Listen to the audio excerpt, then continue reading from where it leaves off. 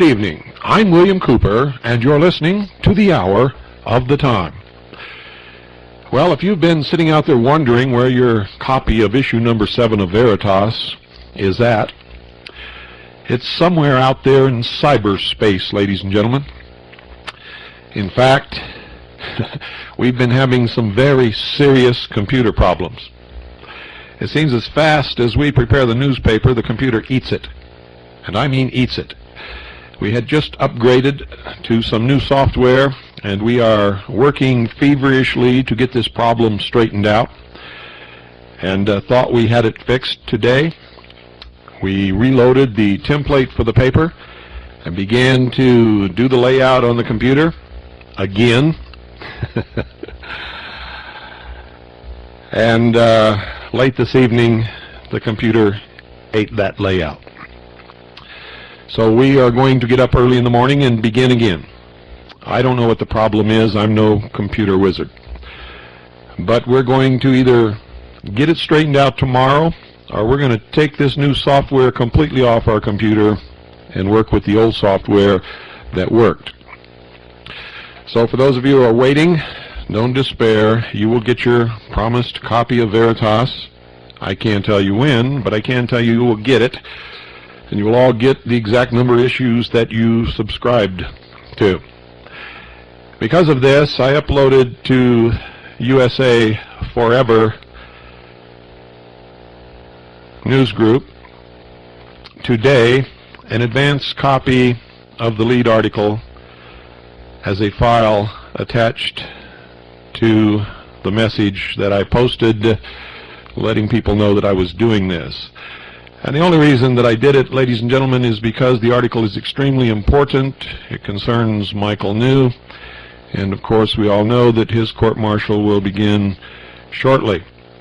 I also see that many people are calling upon American citizens to call the Army and call Congress and have this court-martial canceled. Don't do that. Do not do that. Michael New does not want you to do that. I do not want you to do that. No loyal American patriot wants anyone to do that. We must challenge the legality of the President's ability to assign United States military personnel under the United Nations flag and under foreign commanders. If you're successful in stopping this court-martial, you will only prolong his ability to do that. Sometimes you people really are upsetting.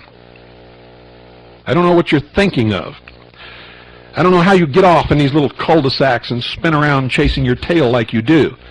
But I'll tell you this, you had better stop it. You'd better screw your head on straight. And you better start playing this game the way it's supposed to be played, not the way the other side wants you to play it.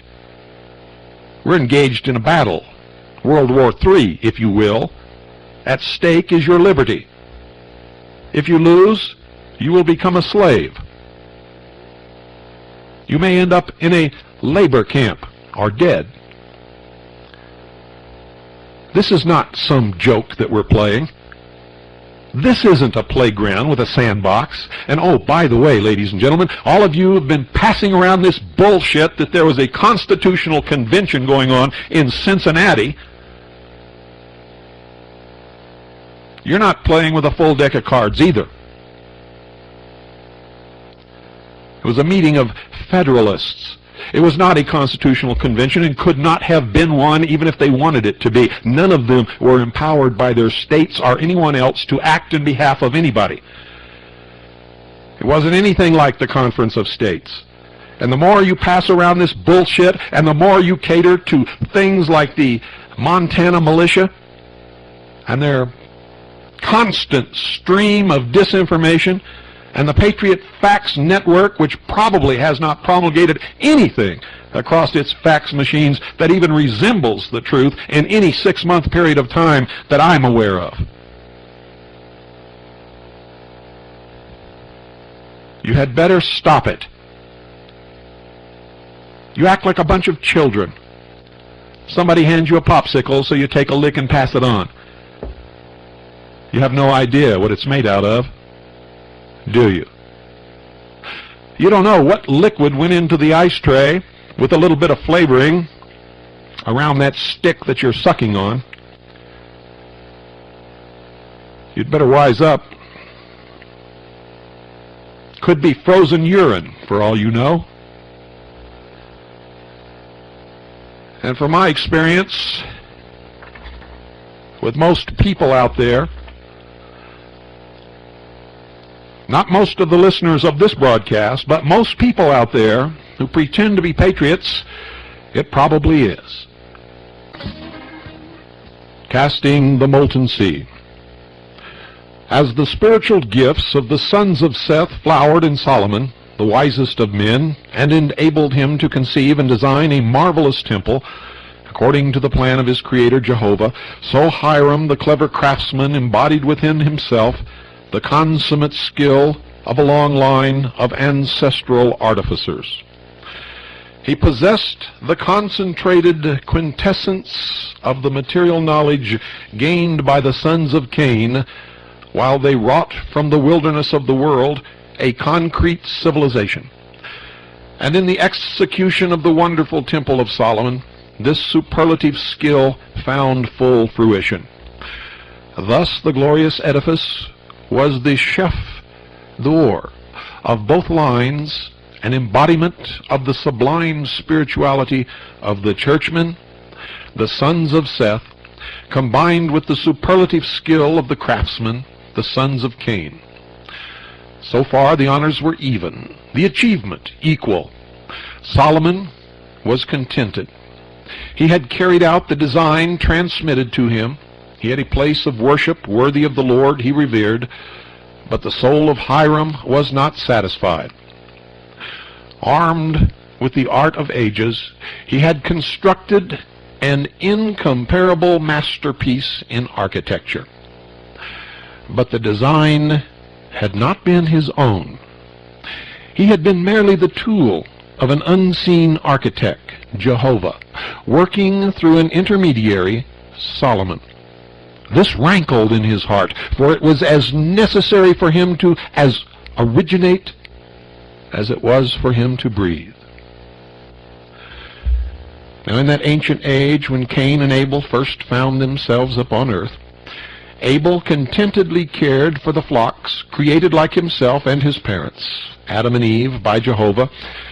But in Cain, semi-divine progeny of the Lucifer spirit, Samael and Eve, the creature of Jehovah, divine incentive to original effort burned.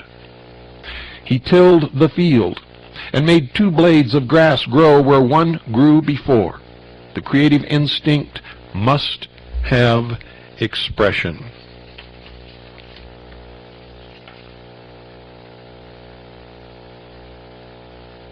Hiram, being the focus of and having inherited all the crafts of Cain, was also invested with the spirit of Samael, intensified in commensurate ratio. Therefore, he was consumed by an overpowering urge to add something to the temple that would eclipse the rest of the structure in beauty and importance. Out of the travail of his spirit was born the conception of the molten sea. And this great ideal he proceeded to carry into execution, though heaven and earth held their breath in awe at the audacity of his purpose. The Bible gives very little information about the molten sea. In 2 Chronicles, the 4th chapter, we learn that Hiram made such a vessel, that it was of considerable size, that it stood upon 12 oxen arranged so that their heads were at the periphery of this circular basin, and their hind parts were towards its center. It was intended solely for use by the priests. Much is said of a nature to bewilder the reader, but the above salient points prove the signal importance of this instrument, as we shall see when we study and compare the Masonic account with this veiled word of the Bible. And this is the Masonic story. When Hiram had about completed the temple, he commenced to cast the various vessels required in the service according to designs made by Solomon as agent of Jehovah. Chief among these was the great laver, intended to hold the bath of purification, through which all priests must pass to enter upon the service of the Lord. This and all the lesser vessels were successfully cast by Hiram, as recorded in the Bible. But there is an important distinction between the vessel and the molten sea, which it was designed by Hiram to contain, and until that had been successfully poured, the vessel was without virtue, so far as purifying properties were concerned. Until then, it could no more cleanse the sin-stained soul than could a dry basin be utilized to cleanse the body. Nor could Solomon speak the word, the formula for this wonderful work. None but Hiram knew it. This work was to be his masterpiece, and if he succeeded, his art would have lifted him above the human and made him divine, like the Elohim Jehovah. In the Garden of Eden, his divine progenitor Samael had assured his mother Eve that she might become as the Elohim if she ate of the tree of knowledge. For ages his ancestors had wrought in the world through the accumulated skill of the sons of Cain, and edifice had been reared wherein Jehovah hid himself behind the veil, and communed only with his chosen priests, the sons of Seth. And folks, I'm going to break away from the text at this point to remind you that I have revealed to you on many occasions that once a Freemason has reached the honorary degree of the 33rd degree, there are degrees above that point that are behind the veil. You see, these men become priests. In Lucifer's service, and work silently, unknown to the world, behind the veil. Let me continue. Oh, I might add that many people who have gone through the temple service or the temple initiation of the Mormon Church have revealed, and let me add that they have removed this portion of their temple ceremony because of these revelations. They revealed that at a certain part during the ceremony, the congregation would call out to God, and from behind the veil, Lucifer would answer. This is well documented. It's not something that I'm making up. Some of the best researchers in this area are the Tanners in Salt Lake City. I continue. The sons of Cain were thrust out of the temple which they had built, as their father Cain had been driven from the garden which he had tilled. This Hiram felt to be an outrage and an injustice, so he applied himself to prepare the means whereby the sons of Cain might rend the veil and open the way to God for whosoever will. But remember, the God of the sons of Cain is, has always been, and always will be Lucifer. To this end he sent messengers over the world to collect all the metals with which the sons of Cain had ever wrought. With his hammer he pulverized them and placed them in a fiery furnace to extract by alchemistry from each particle the quintessence of knowledge derived in the experience of working with it. Thus the combined quintessence of these various base metals would form a spiritual sublimate of knowledge, incomparable in potency, valuable beyond all earthly things. Being of ultimate purity, it would contain no color, but resemble a sea of glass. Whoever should love in it would find himself endowed with perpetual youth. No philosopher could compare with him in wisdom. This white stone knowledge would even enable him to lift the veil of invisibility and meet the superhuman hierarchs who work in the world with a potency undreamt of by the masses. In reality, folks, they are known as the Illuminati, and there's nothing mysterious about them whatsoever. I continue. Masonic traditions tell us that Hiram's preparations were so perfect that success would have been assured had not treachery triumphed. But the incompetent craftsmen whom Hiram had been unable to initiate into the higher degrees conspired to pour water into the vessel cast to receive the molten sea. For they knew that the son of fire was unskilled in the manipulation of the watery element and could not combine it with his wonderful alloy. Thus, by frustrating Hiram's cherished plan and spoiling his masterpiece, they aimed to revenge themselves upon the master. Solomon had been privately informed of the nefarious plot, but jealousy on account of the Queen of Sheba bound his tongue and stayed his arm, for he hoped that when the ambitious plan of Hiram failed, the affections of the queen would turn from his humiliated rival to himself.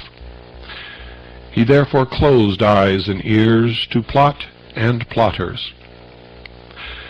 When Hiram confidently pulled the plugs, the liquid fire rushed out, was met by the water, and there was a roar that seemed to shake heaven and earth, while the elements boiled and battled. All but Hiram hid their faces at the awful havoc.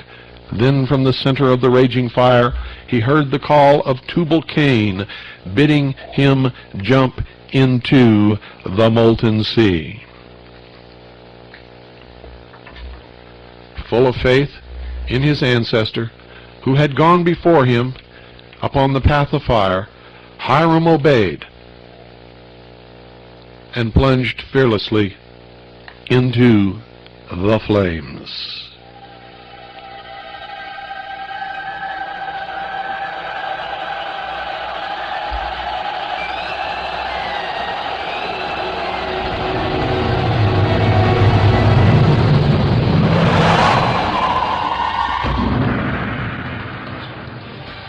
Sinking through the disintegrated bottle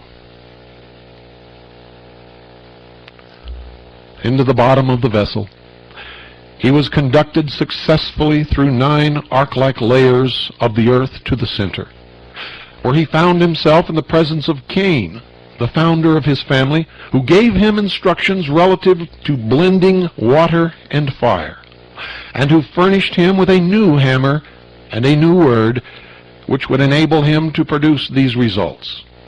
Cain looked into the future and uttered a prophecy which has been partly fulfilled. What remains is in process of realization day by day, and as surely as time goes on, all will come to pass. "You, Hiram," said Cain, "are destined to die with hopes unfulfilled, but many sons will be born to the widow and keep your memory green through the ages, and at length one will come who is greater than you. You shall not wake till the Lion of Judah raises you with the powerful grip of his paw. This day you have received your baptism of fire, but he shall baptize you with water and with spirit. You and every son of the widow who will come to him, greater than Solomon, he will build a new city and a temple wherein the nations may worship. The sons of Cain and the sons of Seth shall there meet in peace at the Sea of Glass. And as Melchizedek, king of Salem, Salem means peace, and priest of God, ministered to Abraham, the father of nations, when mankind was yet in its infancy, so shall this new light combined in himself the dual office of king and priest.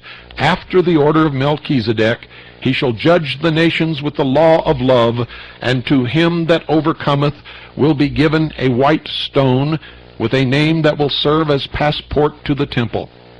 There he may meet the king face to face." Hiram was again conducted to the surface of the earth, and as he walked from the scene of his shattered ambition, the conspirators set upon and fatally wounded him. But before he expired, he hid the hammer and disc upon which he had inscribed the word.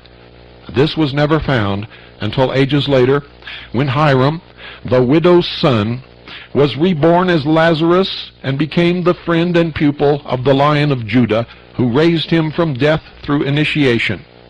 When the hammer was found, it had the shape of a cross, and the disc had become a rose. Let me read this to you again in case it slipped beyond your hearing. Hiram was again conducted to the surface of the earth, and as he walked from the scene of his shattered ambition, the conspirators set upon and fatally wounded him. But before he expired, he hid the hammer and disc upon which he had inscribed the word. This was never found until ages later, when Hiram, the widow's son, was reborn as Lazarus and became the friend and pupil of the Lion of Judah, who raised him from death through initiation. When the hammer was found, it had the shape of a cross, and the disc had become a rose. Therefore Hiram took his place among the immortals under the new and symbolical name Christian Rosenkreuz. He founded the order of temple builders which bears his name. In that order, aspiring souls are still instructed how to fuse the base metals and make the white stone. The symbology of the foregoing, ladies and gentlemen, will be explained before I'm done with you. Among all the characters mentioned in the Bible, none is more mysterious than Melchizedek, said to be without father, mother, or earthly kin, and holding the dual office of king and priest, symbolized by the cross in the crown. Remember, ladies and gentlemen, I said in my book, I wrote it, I've been telling you for years, that when the New World Order comes into being, is cemented its power in the world, one will be seated upon the throne of the world, who will serve as king and charismatic religious leader, both in the same office.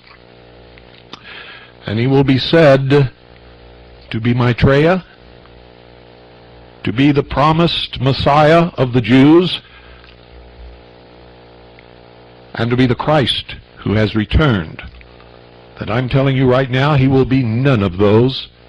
It will be a deception the likes of which you cannot even conceive of, brought about by these men. Paul, in his epistle to the Hebrews, gives us most information showing the connection between Christ and Melchizedek, both of them kings and high priests, but of different dispensations. God, who at sundry times and in diverse manners spake in times past unto the fathers by the prophets, has in these last days spoken unto us by his Son, whom he has appointed heir of all things, by whom also he made the worlds. No man taketh this honor unto himself, but he that is called of God, as was Aaron. So also Christ glorified not himself to be made a high priest, but he that said unto him, Thou art my Son, today I have begotten thee. As he saith also in another place, Thou art a priest for the age after the order of Melchizedek, who in the day of his flesh, when he had offered up prayers and supplications with strong crying and tears unto him that was able to save him from death, and was heard in that he feared, though he were a son, yet learned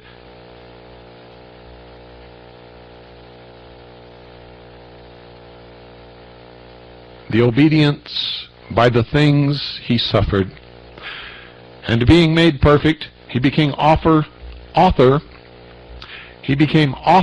of eternal salvation unto all that obey him, called of God a high priest after the order of Melchizedek, of whom we have many things to say and hard to be uttered. For this Melchizedek, king of Salem, priest of the Most High God, who met Abraham returning from the slaughter of kings, and blessed him, to whom also Abraham gave a 10th part of all, first being by interpretation king of righteousness, and after that also king of Salem, which is king of peace, without father, without mother, without ancestors, having neither beginning of days nor end of life, but made like unto the Son of God, abideth a priest continually. And here men that die, the Levites, receive tithes, and there he receiveth them of whom it is witnessed that he liveth. If therefore perfection were by the law, and its priesthood, what further need was there that another priest should rise after the order of Melchizedec, and not be called after the order of Aaron? For it is evident that our Lord sprang out of Judah, of which tribe Moses spake nothing concerning the priesthood. And it is yet far more evident, for that after the similitude of Melchizedec there ariseth another priest, who is made not after the law of carnal commandments, but after the power of an endless life. For he testifies, Thou art a priest for the age, after the order of Melchizedec. By so much was Jesus made the surety of a betterment. That should be of a better testament. But ladies and gentlemen, this is all false if the Bible is true. If the history of what Jesus said, and if the Bible is accurate, Jesus refused the crown, didn't he? I continue. Because he continueth ever, and has an age-lasting priesthood. For the law maketh men high priests, who have infirmities. But the word of God, which has since the law, maketh the Son, who is consecrated for evermore. Now, of the things which we have spoken, this is the sum. We have such a high priest, who is set on the right hand of the throne of the majesty in the heavens, a minister of the sanctuary and of the true tabernacle, which the Lord made, and not man. Now, ladies and gentlemen, they're talking about the constellations, the story written in the stars in the sky. Set on the right hand of the throne of the majesty in the heavens.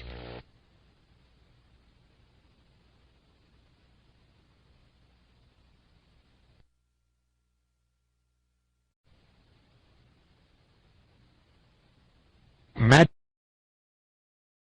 12, it was talking about this exact same thing. And those people are members of these secret organizations. And it's all to create an artificial alien threat with the symbology that really means something else, is the language of this secret religion, to make everybody come together in one world government and give up their liberty as a sacrifice in order to propose an opposition to this alien threat. You see, they never stop. They think we're all fools. They think we cannot decipher their gobbledygook, but at least one has succeeded, me. And I will do my best to educate the rest of you.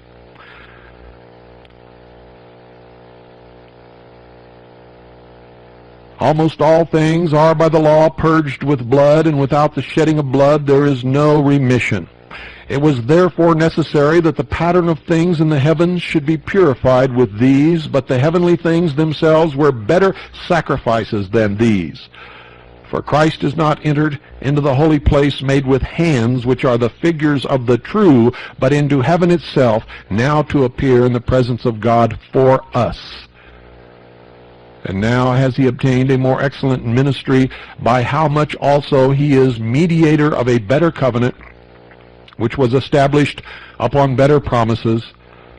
For if the first covenant had been perfect, then there should be no place for a second.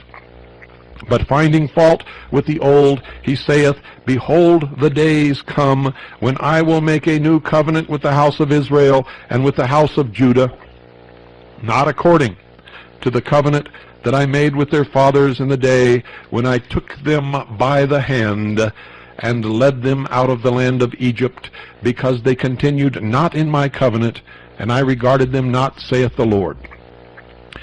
For this is the covenant that I will make to the house of Israel. After those days, saith the Lord, I will put my laws into their minds, and write them in their hearts, and I will be to them a God, and they shall be to me a people, and they shall not teach every man his neighbor, and every man his brother, saying, Know the Lord, for all shall know me, from the least to the greatest. The foregoing quotations from Paul's epistle to the Hebrews are not found there consecutively as here arranged. And you know why, ladies and gentlemen? Because they twist, and they lie, and they manipulate to suit their own agenda and their own purpose, in order to lead those who enter into their lodges knowing nothing by the nose, led by the cable tow, with the dagger at their heart. And each degree they're told a different lie. And most of them throughout their life never, ever know the truth. I continue. It is necessary to intelligently piece the Bible narrative together so that we may obtain an outline of the future development which has been sketched out by the divine hierarchs to constitute our evolution. Now, did you hear what he just said, ladies and gentlemen? It is necessary to intelligently piece the Bible narrative together so that we may obtain an outline of the future development which has been sketched out by the divine hierarchs, not God, the divine hierarchs, to constitute our evolution. In other words, they take what supports their cause out of context and repiece it together to suit their own end. Remember their tenet, the end justifies the means.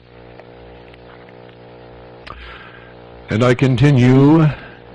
Comprehension of this plan is essential to the correct understanding of the cosmic relationship of Freemasonry and Catholicism. It is also necessary to fully appreciate the purpose of the molten sea and to learn how to intelligently make this wonderful alloy. As Paul says, these things are hard to say, but we shall make an attempt to present the mystery of Melchizedek and the molten sea in plain language, so that we may aid in the expressed purpose of the Bible to enlighten all men, that all shall know from the least to the greatest what is the purpose of evolution, and thus give them a chance to align themselves with the trend of cosmic events. Now, ladies and gentlemen, I have to tell you that I have read the Bible not once, not twice, but several times, and I find no mention of evolution anywhere within its pages. It talks of a creation. Are you beginning to understand what I'm trying to tell you? Are you beginning to understand the depth of the lies and the deception and the manipulation of these people? Let me continue, because you will if you haven't yet. To understand the mystery of Melchizedek, we must revert to the earlier epochs of man's stay upon the earth during the age called the Hyperborean epoch. The earth was then in an extremely heated condition. Man in the making was then double-sexed, male-female, like so many of our present plants, and he also resembled the plants in being inert and lacking in desire and aspiration. At that time, man was the tractable ward of the divine hierarchs who guided him physically, these being darkly referred to in the Bible as kings of Edom. Later, during the Lemurian epoch, when the body of man had crystallized and condensed somewhat more, mankind was divided into sexes physically. Ladies and gentlemen, I have to tell you, this is pure, absolute, total, unadulterated bullshit of the highest scale, or I should say, in the deepest pit. Don't fall in.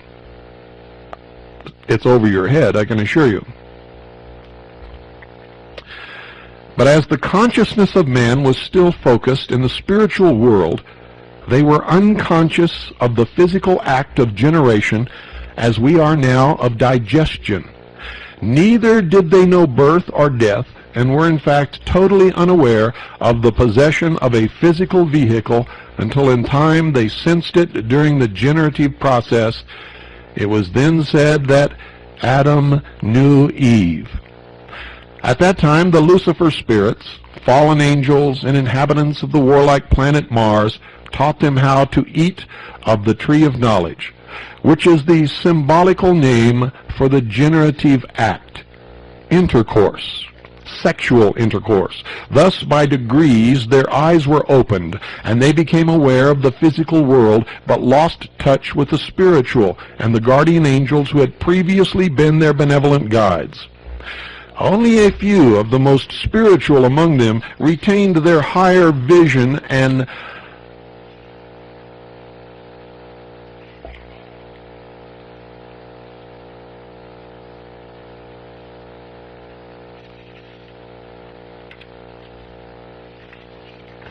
let me start that over. Lost a page here. Only a few of the most spiritual among them retained their higher vision and communion with the divine hierarchs. These were then known as prophets, who acted as messengers between the invisible divine leaders and their respective peoples. But in time, mankind desired to select its own leaders and demanded visible kings.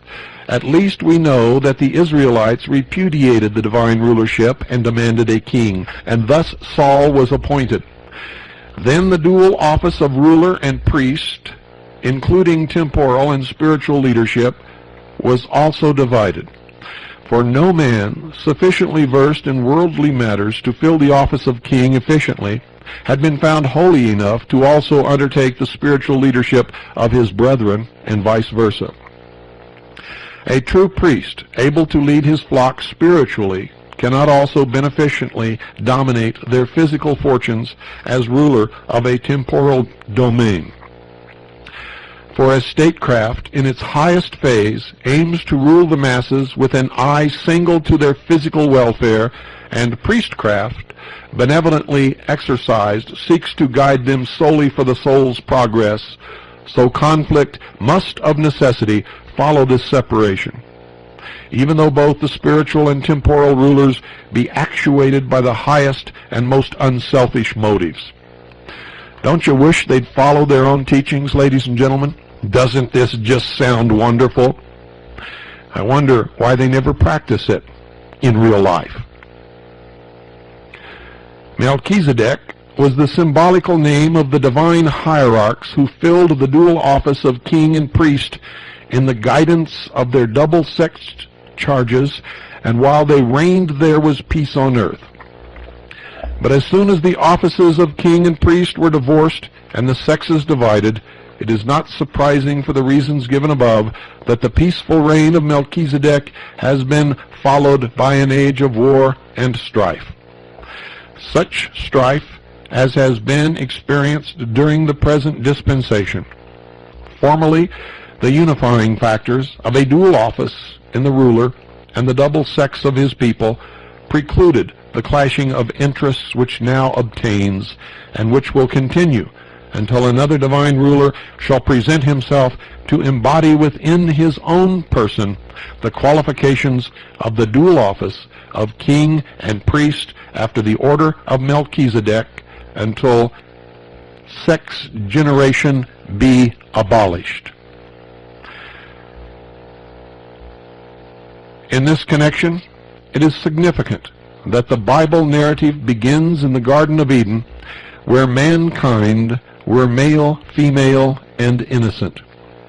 Then in the next chapter we are told of the division of sexes, the transgression of the command not to eat of the tree of knowledge, and the infliction of the penalty, painful parturition, and swift death.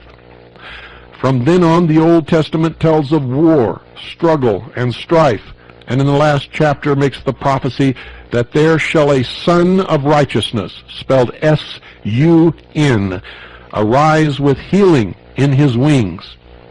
Then the New Testament opens with an account of the birth of Christ, who proclaimed a kingdom of heaven which is to be established.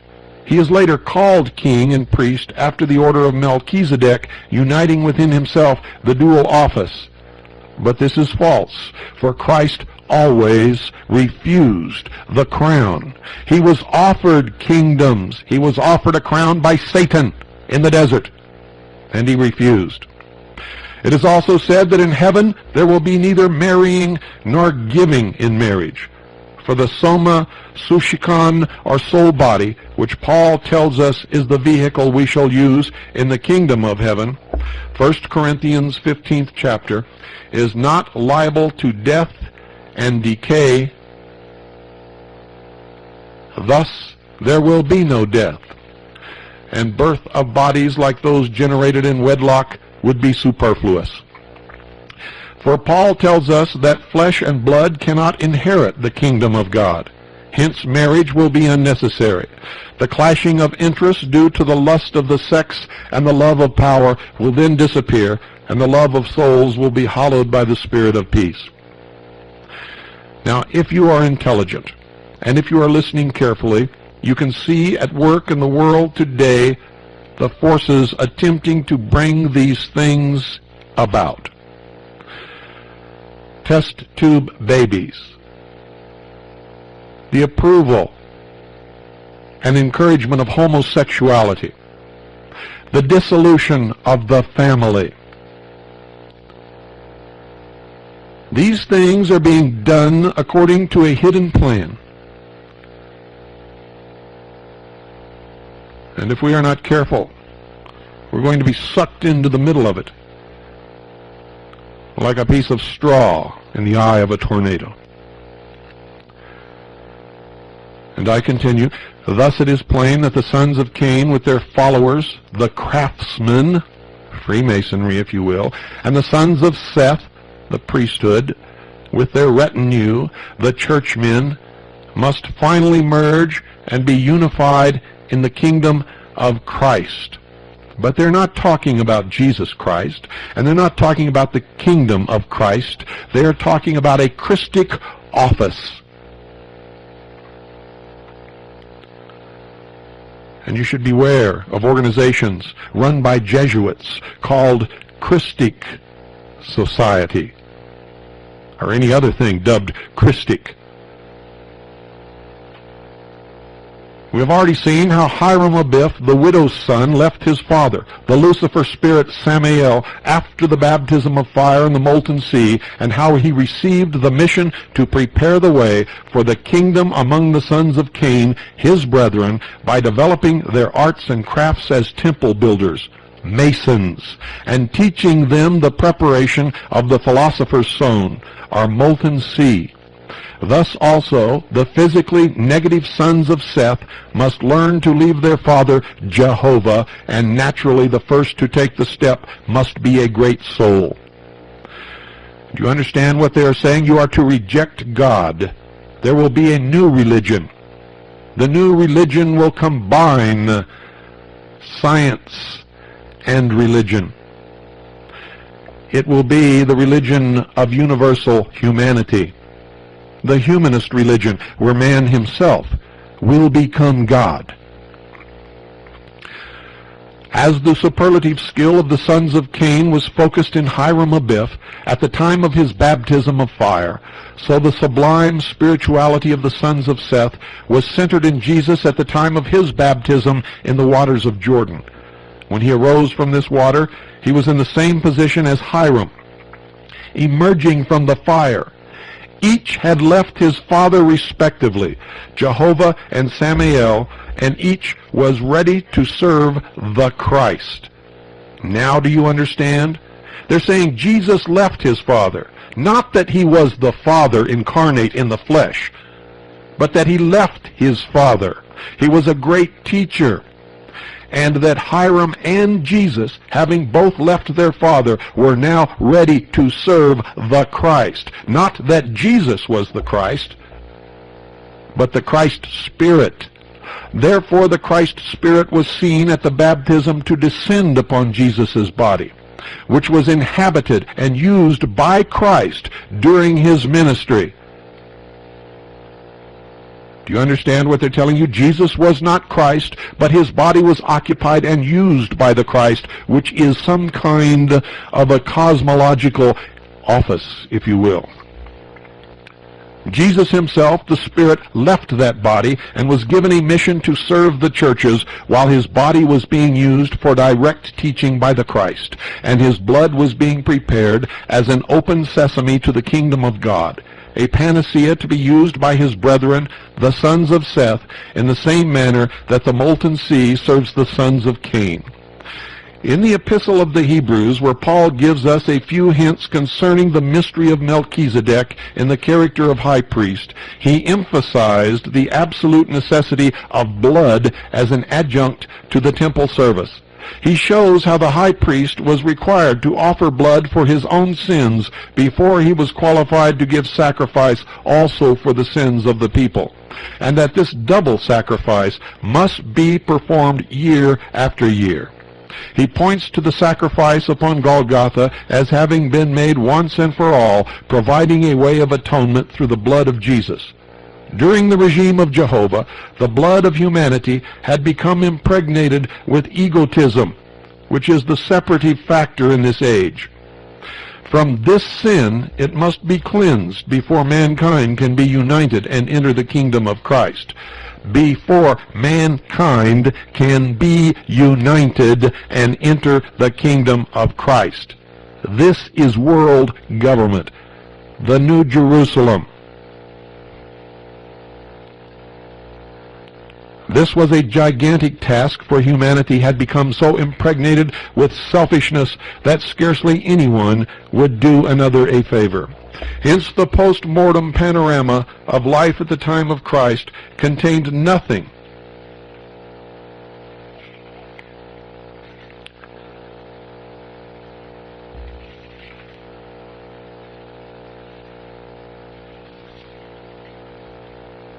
Hence the post-mortem panorama of life at the time of Christ contained nothing that would give a life in the first heaven or make for spiritual progress.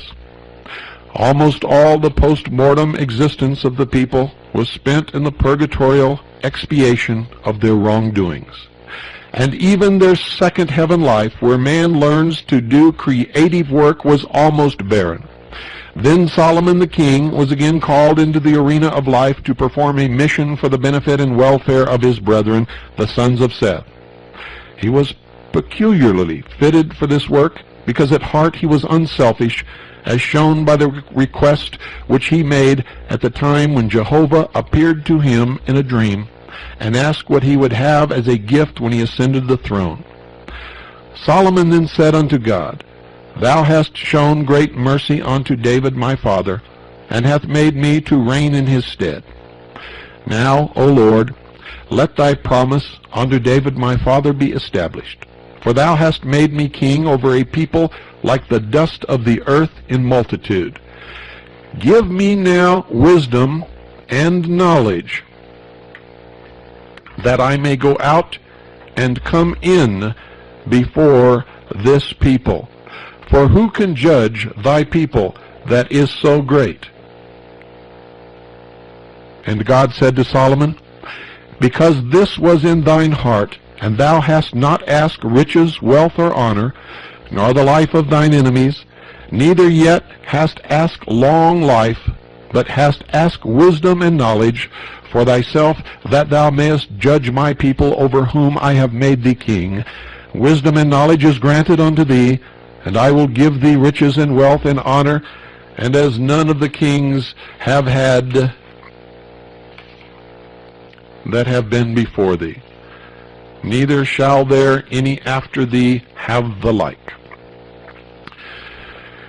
It was this characteristic of unselfish developed in former lives that fitted the spirit of Solomon, which inhabited the body of Jesus, for the high mission it was destined to fulfill. Are you listening to this, folks? It was this characteristic of unselfishness developed in former lives, reincarnation, that fitted the spirit of Solomon which inhabited the body of Jesus for the high mission it was designed to fulfill, to serve as a vehicle for the unifying, unselfish Christ Spirit for the purpose of bringing to an end the division between the sons of Seth and the sons of Cain and uniting them in the brotherhood, forming the kingdom of heaven.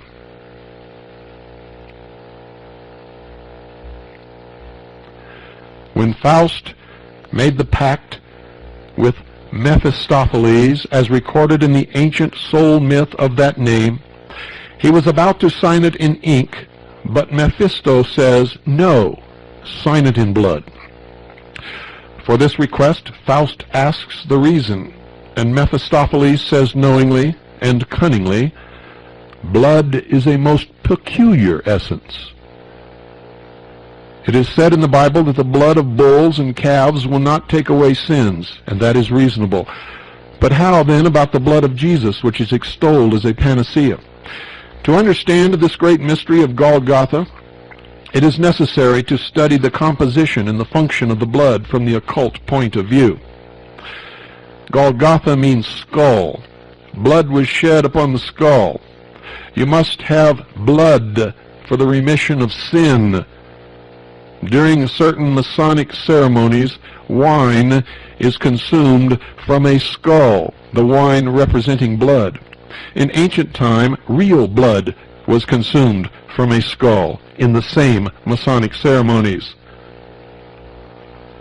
When blood is placed under a microscope, it appears as a number of minute globules or discs, but when seen by the trained clairvoyant, as it courses through the living body, blood is found to be a gas, a spiritual essence. The heat is caused by the ego, which is within that blood. For as the Bible says, the life is in the blood. Mephisto was right when he said that it is a most peculiar essence, for it contains the ego, and whoever wants to obtain a power over the ego must have his blood. The human ego is more powerful than the group spirit of the animal, as we can see when we apply the scientific test known as hemolysis. Strange blood of a higher animal will kill if inoculated into the veins of a lower species. If we take human blood and inject it into an animal, the animal will be unable to endure the high vibration that is in the blood of the human being, and it will die. On the other hand, a human being may be inoculated with the blood of a lower animal without injury. In ancient times, it was strictly forbidden anyone belonging to one tribe to marry into another tribe, because it was known then by the leaders of humanity that the strange blood would kill something. It always does. We read that Adam and Methuselah lived so many centuries. At that time, it was the custom to marry in the family, marry as closely as possible, so that the tie of blood might be as strong as it could be made. Then the blood that coursed through the veins of the people in that family contained the pictures of all that had happened to the different ancestors. These were stored in the mind, which is now subconscious. Then they were consciously and constantly before the inner vision of all people, and each family was united by this common blood wherein the pictures of their ancestors lived. The sons saw the life of their fathers, and thus the fathers lived in the sons. Remember the Lion King, when the young son was told to gaze into the water, and he saw the face of his father, and his father lived within him? This is the movie that I am giving you now. And since the consciousness of Adam and Methuselah and the other patriarchs lived for centuries in their descendants, they were said to live personally. Good night, ladies and gentlemen, and God bless you all. We will continue this tomorrow night. In the meantime, try your hardest to wake up